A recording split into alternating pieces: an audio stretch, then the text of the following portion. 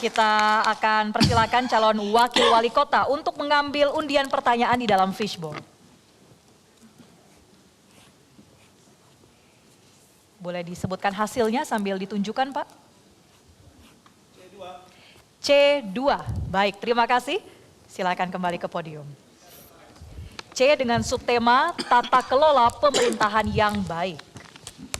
Kita akan segera membaca pertanyaannya. Baik, mohon disimak dengan seksama oleh pasangan calon. Kita mulai.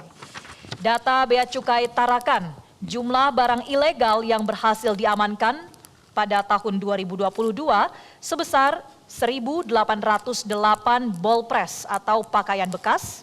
Pada 2023 sebanyak 32 ball press dan 2024 sebanyak 22 ball press. Sementara untuk rokok ilegal tahun 2022 ada sebanyak 198.747 batang dan 2024 sebanyak 79.596. Hal tersebut menunjukkan bahwa di Kota Tarakan kasus perdagangan ilegal masih terus terjadi. Pertanyaannya, apa langkah strategis Anda untuk meminimalisir perdagangan ilegal di Kota Tarakan? Waktu Anda 3 menit, silakan.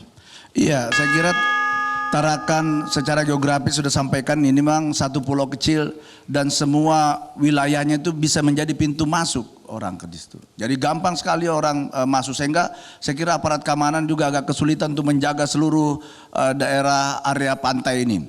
Tetapi oleh karena itu keamanan rakyat semesta ini harus kita libatkan. Masyarakat juga harus menjadi informan yang akurat saya kira di lapangan. Mereka harus memberikan informasi kepada aparat keamanan, kan saya kira aparat keamanan tidak cukup banyak untuk menjaga semua pintu-pintu masuk yang ada di Tarakan ini.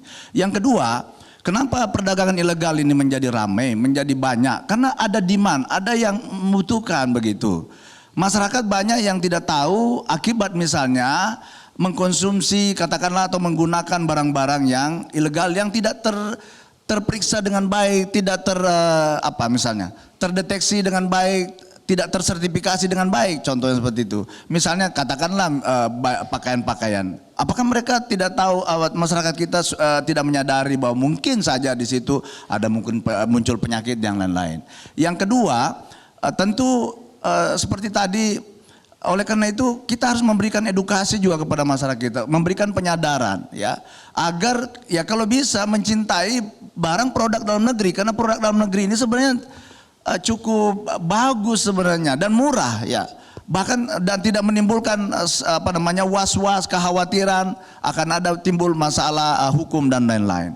Nah, oleh karena itu, dan yang ketiga saya kira memang ya tentu harus ada mungkin penguatan dari semua ya, dari aparat keamanan, masyarakat juga, termasuk melibatkan ketua-ketua RT sampai ke yang lapisan terbawah, untuk memberikan informasi terhadap adanya perdagangan ilegal ini, seperti itu.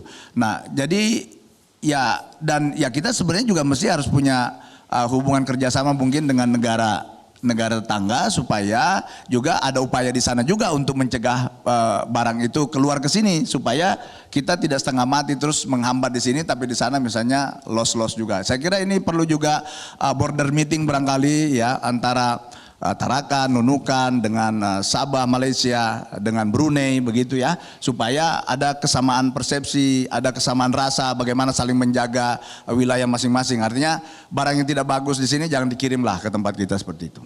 Ya, saya kira menyambung yang terakhir tadi, harusnya ada kesadaran hukum bagi kita semua. Dan untuk meningkatkan kesadaran hukum ini tidak mungkin hanya Pemkot saja, ada bapak-bapak kita dari kepolisian, ada dari kejaksaan, yang semua itu harus kita libatkan, bahwa hal ini merugikan negara dan melanggar hukum. Baik, waktu habis. Terima kasih atas jawabannya. Informasi, download Metro TV Extend sekarang.